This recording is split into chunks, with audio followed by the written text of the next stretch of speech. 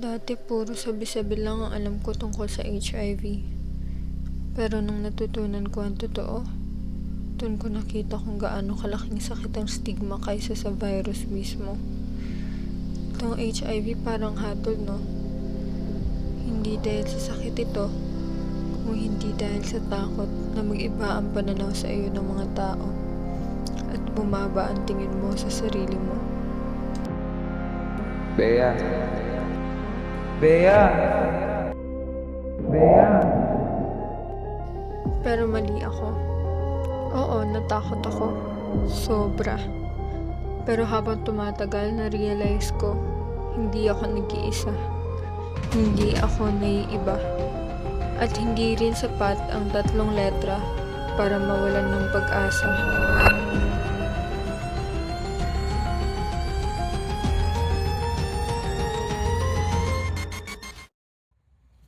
Sure ka ba talaga, Leo? Oo naman. Mahal natin yung isa't isa, di ba? Pero, Ako bahala. Wala namang masamang nangyayari.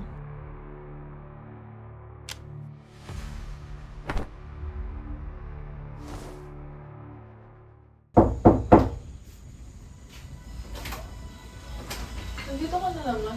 Saan ka bumisita? Ilang araw na din mula nung huli. Tumigil ka nga, Leo.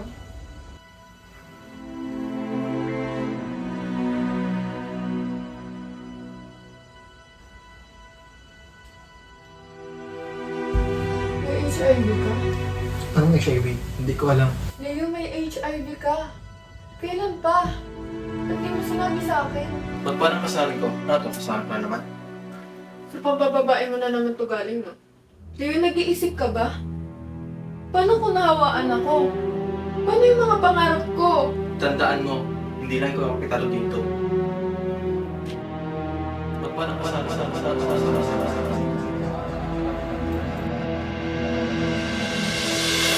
Labas.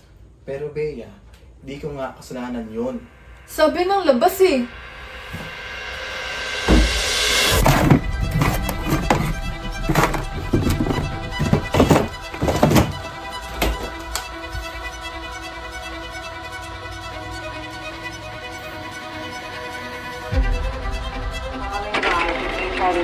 Before the virus can even be managed, individuals, especially those who exercise risky behavior, need to take the first step, testing.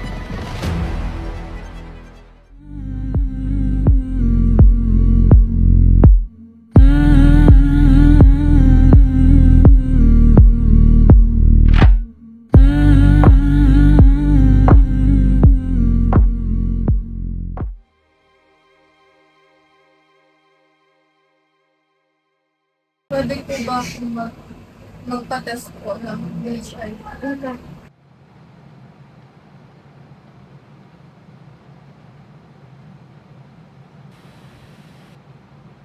Bea, After ng rapid test, masama ang palad. reactive ka sa HIV. Huwag kang matakot, anak. Hindi ka nag-iisa. At dahil naging matapang ka, nalaman natin ito ng maaga. May gamot, may pag-asa, at mabubuhay ka pang matagal. Anak, hindi ikaw ang sakit. Tao ka, may pangalan, may pangarap, at may patutunguhan.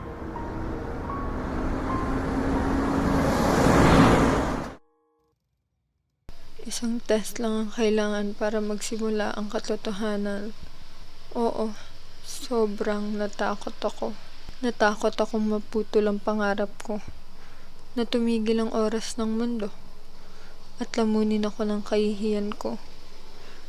Pero kung may isang bagay man akong natutunan, hindi titigil ang mundo dahil sa may HIV ako.